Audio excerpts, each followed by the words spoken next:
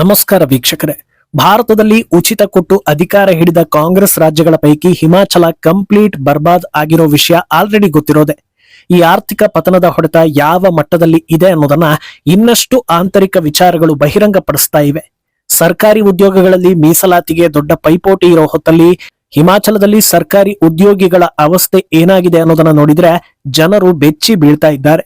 ಉಚಿತದಿಂದ ಏನೆಲ್ಲ ಅವಾಂತರ ಆಗ್ತಾ ಇದೆ ಅಂತ ಗೊತ್ತಿದ್ರೂ ಬಿಹಾರದಲ್ಲಿ ತಲೆಬುಡ ಇಲ್ಲದ ಆಫರ್ಗಳನ್ನ ಕೊಡ್ತಾ ಇರೋದು ಹಲವು ಚರ್ಚೆಗಳಿಗೆ ದಾರಿ ಮಾಡಿ ಕೊಡ್ತಾ ಇದೆ. ತೇಜಸ್ವಿ ಯಾದವ್ ಕೊಟ್ಟಿರೋ ಆಫರ್ ಪ್ರಾಕ್ಟಿಕಲ್ ಆಗಿ ಸಾಧ್ಯವೇ ಇಲ್ಲ ಅನ್ನೋದಕ್ಕೆ ಹಲವು ಕಾರಣಗಳಿವೆ. ಇನ್ನೊಂದೆಡೆ ಬಿಹಾರದಲ್ಲಿ ಎನ್ಡಿಎ ಮಧ್ಯೆ ಇದ್ದ ಎಲ್ಲಾ ಬಿರುಕಿಗೂ ಅಂತ್ಯ ಬಿದ್ದಂತೆ ಕಾಣಿಸ್ತಾ ಇದೆ. ಚಿರಾಗ್ ಮೈತ್ರಿ ಗಟ್ಟಿ ಅನ್ನೋದನ್ನ ಹೇಳಿದ್ದಾರೆ.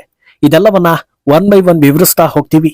ಈ ವಿಡಿಯೋವನ್ನ ತಪ್ಪದೆ ಕೊನೆ ತನಕ ನೋಡಿ. ಅದಕ್ಕೂ ಮುನ್ನ ಮೀಡಿಯಾ ಮಾನ್ಸ್ಟರ್ ಚಾನೆಲ್ ಅನ್ನ ತಪ್ಪದೆ ಸಬ್ಸ್ಕ್ರೈಬ್ ಮಾಡಿ.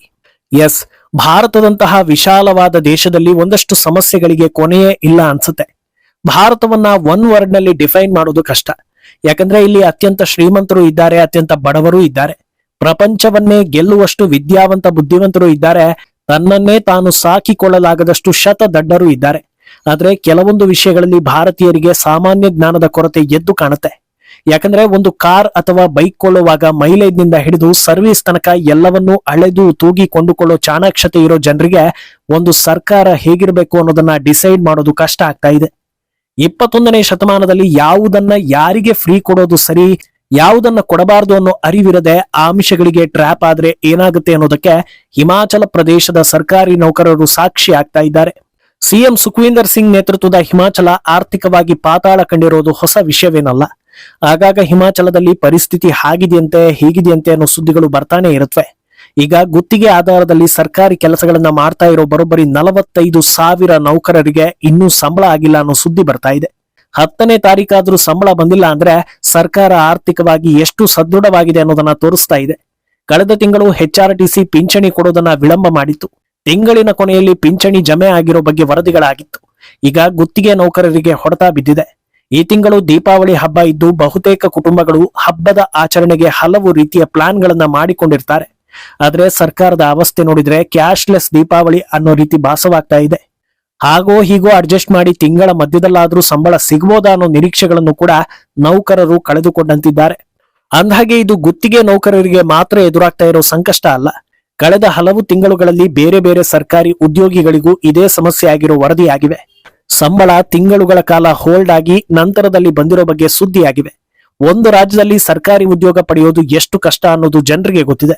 ಮೀಸಲಾತಿ ಇದ್ರೂ ಕೂಡ ಮೀಸಲಾತಿ ಅಡಿಯಲ್ಲಿ ಬರುವವರ ಜೊತೆಗೆ ಪೈಪೋಟಿ ಮಾಡಿ ಕಷ್ಟಪಟ್ಟು ಒಂದು ಉದ್ಯೋಗ ಹಿಡಿದು ಇನ್ನಾದ್ರೂ ಜೀವನ ಚೆನ್ನಾಗಿರುತ್ತೆ ಅಂತ ಭಾವಿಸೋ ಹೊತ್ತಲ್ಲಿ ಹೀಗಾಗ್ಬಿಟ್ರೆ ಹೇಗೆ? ಲಂಚ ಪಡೆಯೋ ಅಭ್ಯಾಸ ಇದ್ದವರು ಒಂದಷ್ಟು ದಿನ ದುಡ್ಬೋದು.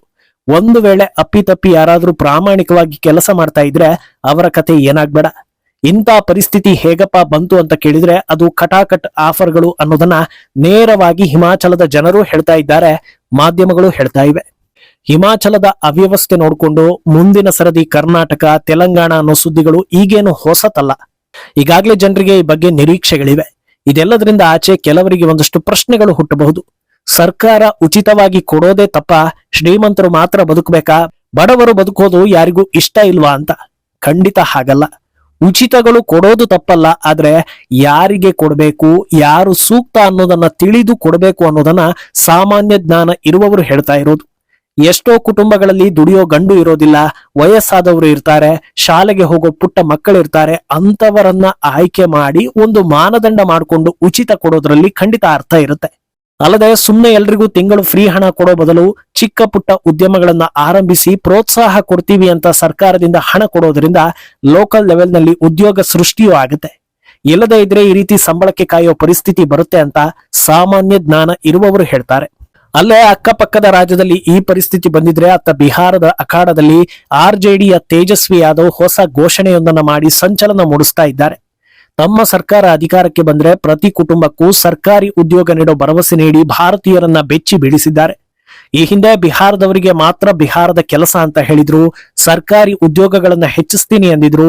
ನಾವು ಅಧಿಕಾರಕ್ಕೆ ಬರ್ತಾ ಇದ್ದ ಹಾಗೆ ಎಲ್ಲಾ ನೇಮಕಾತಿಗಳು ಫುಲ್ ಆಗುತ್ತೆ ಅನ್ನೋದನ್ನ ಹೇಳಿದ್ರು. ಈಗ ನೋಡಿದ್ರೆ ಪ್ರತಿ ಕುಟುಂಬಕ್ಕೂ ಸರ್ಕಾರಿ ಉದ್ಯೋಗದ ಭರವಸೆ ಕೊಟ್ಟಿದ್ದಾರೆ. ಕೇಳೋಕೆ ಬಹಳ ಚೆನ್ನಾಗಿದೆ, ಪ್ರಾಕ್ಟಿಕಲ್ ಆಗಿ ಇದೆಲ್ಲ ಸಾಧ್ಯನಾ ಅಂತ ನೋಡಿದ್ರೆ ಅಸಲಿಯತ್ತು ಗೊತ್ತಾಗ್ತಾ ಹೋಗುತ್ತೆ. ಬಿಹಾರದಲ್ಲಿರೋ ಒಟ್ಟು ಕುಟುಂಬಗಳ ಸಂಖ್ಯೆ 2.76 ಕೋಟಿ. ಈಗ ಇರೋ ಸರ್ಕಾರಿ ಉದ್ಯೋಗಗಳ ಸಂಖ್ಯೆ 20 ಲಕ್ಷ. ಒಂದು ವೇಳೆ ತೇಜಸ್ವಿ ಗೆದ್ರೆ ಇನ್ನು ಕೊಡಬೇಕಾಗಿರೋದು 2.56 ಕೋಟಿ. ಇದೆಲ್ಲ ಸಾಧ್ಯನಾ ಅನ್ನೋದು ಸಾಮಾನ್ಯ ಜ್ಞಾನ ಇರುವವರನ್ನ ಆತಂಕಕ್ಕೀಡು ಮಾಡ್ತಾ ಇದೆ. ಇಷ್ಟು ದೊಡ್ಡ ಪ್ರಮಾಣದ ಸರ್ಕಾರಿ ಉದ್ಯೋಗಗಳನ್ನ ಒಂದು ರಾಜ್ಯದಲ್ಲಿ ತರೋದಕ್ಕೆ ಸಾಧ್ಯವೇ ಇಲ್ಲ. ಸರಿ, ಹಾಗೋ ಹೀಗೋ ಇಷ್ಟು ಸರ್ಕಾರಿ ಉದ್ಯೋಗಗಳನ್ನ ಕೊಟ್ರು ಅಂತ ಸುಮ್ನೆ ಅಂದ್ಕೊಳ್ಳಿ. ಪ್ರತಿಯೊಬ್ಬರಿಗೂ ಮಿನಿಮಮ್ 30,000 ಸಂಬಳ ಸರಾಸರಿ ಹಿಡಿದು ಲೆಕ್ಕ ಹಾಕೋದಾದ್ರೆ ಇವರ ಸಂಬಳಕ್ಕೆ ವರ್ಷಕ್ಕೆ 9 ಲಕ್ಷ ಕೋಟಿ ರೂಪಾಯಿ ಬೇಕಾಗುತ್ತೆ. ಬಿಹಾರದ ವಾರ್ಷಿಕ ಬಜೆಟ್ ಇರೋದೇ 3 ಲಕ್ಷ ಕೋಟಿ. ಅಂಥದ್ರಲ್ಲಿ 9 ಲಕ್ಷ ಕೋಟಿ ಸಂಬಳಕ್ಕೆ ಹೋಗೋದಾದ್ರೆ ರಸ್ತೆ, ಮೂಲಸೌಕರ್ಯ, ಶಿಕ್ಷಣ, ವೈದ್ಯಕೀಯ ಹೀಗೆ ಬೇರೆ ಬೇರೆ ವಲಯಗಳ ಅಭಿವೃದ್ಧಿ ಮಾಡೋದಾದ್ರೂ ಹೇಗೆ? ಸರಿ, ಅಭಿವೃದ್ಧಿ ಬಗ್ಗೆ ಯೋಚನೆಯೇ ಇಲ್ಲ ಅಂತ ಅಂದ್ಕೊಳ್ಳಿ. ಇವರೆಲ್ಲ ದುಡ್ಡು ಹೊಡೆಯೋದಾದ್ರೂ ಹೇಗೆ? ಕೆಲವರು ರಾಜಕಾರಣಿ ಆಗೋದೇ ಹಣ ಮಾಡೋದಕ್ಕೆ. ಈ ಅಜಗಜಾಂತರ ವ್ಯತ್ಯಾಸದಲ್ಲಿ ಲೂಟಿ ಮಾಡೋದು ಕಷ್ಟ ಆಗೋದಿಲ್ವಾ? ಯಾಕೆ ಈ ಬಗ್ಗೆ ತೇಜಸ್ವಿ ಯೋಚನೆ ಮಾಡಲಿಲ್ಲ ಅನ್ನೋದು ಚರ್ಚೆ ಆಗ್ತಾ ಇದೆ. ಇದಕ್ಕಿಂತ ಹೆಚ್ಚಾಗಿ ಜನರು ಹೇಳ್ತಾ ಇರೋದು ಶಿಕ್ಷಣ ಅನ್ನೋದು ಯಾಕೆ ಮುಖ್ಯ ಅನ್ನೋದಕ್ಕೆ ಇದೇ ಬೆಸ್ಟ್ ಎಕ್ಸಾಂಪಲ್ ಅಂತ. ಇನ್ನು ಇತ್ತ ಬಿಹಾರದಲ್ಲಿ ದೊಡ್ಡ ಮಟ್ಟದಲ್ಲಿ ಸದ್ದು ಮಾಡಿದ್ದ ವಿಷಯ ಅಂದ್ರೆ ಅದು NDA ಒಳಗಿನ ಆಂತರಿಕ ಬಿಕ್ಕಟ್ಟು. ಈಗ ಅದು ಇತ್ಯರ್ಥ ಆಗಿರೋ ಸುದ್ದಿಗಳು ಬರ್ತಾ ಇವೆ. 40 ಸೀಟ್ಗಳಿಗೆ ಪಟ್ಟು ಬಿದ್ದಿದ್ದ ಚಿರಾಗ್ ಪಾಸ್ವಾನ್ಗೆ ಅಂತಿಮವಾಗಿ ಹೈಕಮಾಂಡ್ 26 ಸೀಟ್ ಜೊತೆಗೆ ಒಂದು MLC ಹಾಗೂ ಒಂದು ರಾಜ್ಯಸಭಾ ಸೀಟನ್ನ ಆಫರ್ ಮಾಡಿರೋ ಬಗ್ಗೆ ಅಪ್ಡೇಟ್ ಬಂದಿತ್ತು. ಆದ್ರೆ ಇದೇ ಹೊತ್ತಲ್ಲಿ ಅವರು ನಿತ್ಯಾನಂದ ರೈರನ್ನ ಭೇಟಿಯಾಗಿಲ್ಲ, ಮುನಿಸಿಕೊಂಡಿದ್ದಾರೆ, ಹಾಗೆ ಹೀಗೆ ಅನ್ನೋ ಅಪ್ಡೇಟ್ಗಳು ಹರಿದಾಡಿದ್ವು. ಆದ್ರೆ ಅಂತಿಮವಾಗಿ ಚಿರಾಗ್ ಪಾಸ್ವಾನ್ ರೈ ಜೊತೆಗೆ ಮಾಧ್ಯಮದ ಮುಂದೆ ಕಾಣಿಸ್ಕೊಂಡಿದ್ದಾರೆ. ಇಬ್ಬರೂ ಹಸನ್ಮುಖಿಗಳಾಗಿರೋದೇ ನಿಮ್ಮೆಲ್ಲಾ ಗೊಂದಲಕ್ಕೂ ಉತ್ತರ ಅನ್ನೋದನ್ನ ರೈ ಹೇಳೋ ಮೂಲಕ ಕ್ಲಾರಿಟಿ ಕೊಟ್ಟಿದ್ದಾರೆ. ಆದ್ರೆ ಈ ಬಗ್ಗೆ ಮಾತನಾಡಿರೋ ಚಿರಾಗ್ ಪಾಸ್ವಾನ್ ಹೇಳಿದ್ದು, ಪ್ರಮುಖರ ಸಮ್ಮುಖದಲ್ಲಿ ಮಾತುಕತೆ ನಡೆದು ಇತ್ಯರ್ಥ ಆಗಿದೆ, ಸೀಟ್ ಲೆಕ್ಕಾಚಾರಗಳನ್ನ ಮತ್ತೆ ಹೇಳ್ತೀವಿ ಅಂತ ಹೇಳಿದ್ದಾರೆ. ಆ ಲೆಕ್ಕದಲ್ಲಿ ಬಿಜೆಪಿ ಆಫರ್ ಮಾಡಿದ್ದಕ್ಕೆ ಒಪ್ಪಿಕೊಂಡಿದ್ದಾರಾ ಅಥವಾ ಸಂಖ್ಯೆ ಹೆಚ್ಚಿಸಿಕೊಂಡಿದ್ದಾರಾ ಅನ್ನೋ ಗೌಪ್ಯತೆಯನ್ನ ಕಾಪಾಡಿಕೊಂಡಿದ್ದಾರೆ. ಚಿರಾಗ್ ಪಾಸ್ವಾನ್ಗೆ ತಮ್ಮ ಸಮುದಾಯದ ಬೆಂಬಲ ದೊಡ್ಡ ಮಟ್ಟದಲ್ಲಿ ಇದೆ ಅನ್ನೋ ವಿಶ್ವಾಸ ಇರೋದು ನಿಜವೇ. ಆದ್ರೆ ಯಾಕೆ ಅವರಿಗೆ ನಿಯಮಿತ ಸೀಟ್ ಒಳ್ಳೇದು ಅನ್ನೋದಕ್ಕೆ ಕಾರಣ ಆಗ್ತಾ ಇರೋದು ಅವರ ಚಿಕ್ಕಪ್ಪ ಪರಶುರಾಮ ಪರಸ್. ಚಿರಾಗ್ ಪಾಸ್ವಾನ್ ತಂದೆ ರಾಮ್ ವಿಲಾಸ್ ಪಾಸ್ವಾನ್ ಕಟ್ಟಿದ ಪಕ್ಷ ಈಗ ಇಬ್ಬಾಗ ಆಗಿರೋದು ಗೊತ್ತಿದೆ. ರಾಮ್ ವಿಲಾಸ್ ರಾಜಕೀಯ ವಾರಸ್ದಾರ ಅನ್ನೋ ಲೆಕ್ಕದಲ್ಲಿ ಲೋಕಸಭೆಯಲ್ಲಿ ಜನರು ಚಿರಾಗ್ ಕೈ ಹಿಡಿದಿದ್ದು ನಿಜವೇ.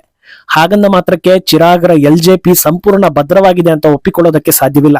ಯಾಕಂದ್ರೆ ಪಶುಪತಿ ಪರಸ್ LJPಯನ್ನ ಹಣಿಯೋದಕ್ಕೆ ಎಲ್ಲಾ ರೀತಿಯಲ್ಲೂ ತಯಾರಾಗ್ತಾ ಇದ್ದಾರೆ.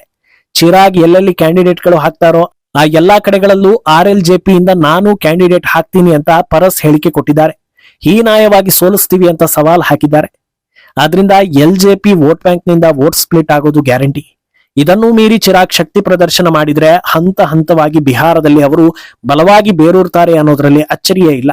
ಸದ್ಯದ ಮಟ್ಟಿಗೆ NDA ಬಳಗದಲ್ಲಿ 5 ಪಕ್ಷ ಇದ್ದು 13ನೇ ತಾರೀಕು ಅಭ್ಯರ್ಥಿಗಳ ಮೊದಲ ಪಟ್ಟಿ ಹೊರಬರೋ ಸಾಧ್ಯತೆ ಇದೆ.